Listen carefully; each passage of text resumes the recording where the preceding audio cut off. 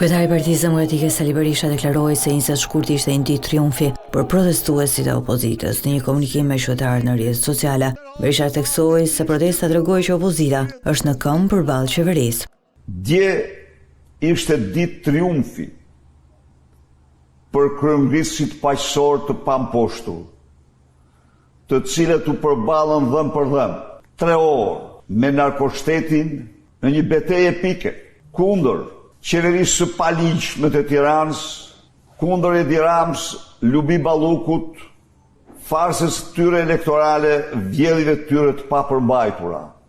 Berisha akuzoi forcat e policisë për përdorim të dhunës gjatë protestës. Dënoi gjuajtjen me seleksion të qytetarëve me bombula gazi, pas koke njërit prej tyre, në gjoks nën kryetarit të Partisë Demokratike dhe deputetit të Partisë Demokratike Luciano Boçi dhe të tjerëve me gaz, me pluma gome e të tjerë. Garantoi Edi Ramën se për të gjitha këto do të jetë përgjegjës.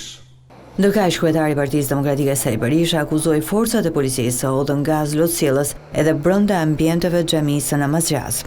Kemi patur ne protestues besimtar, të cilët kanë shkuar nga protesta për të falë namazin dhe nuk kanë hyrë dot për shkak të gazit dhe janë ngjitur sipër në tarac dhe kanë gjetë aty mbi 30 bandit me uniform mbi taracën e xhamisë. Ndaj dhe unë dënoj dhe njerë me forcën më të madhe dhe i siguroj besimtarët se ne nuk do t'japim asnjë shkas për asnjë lloj veprimi në territorin e xhamisë.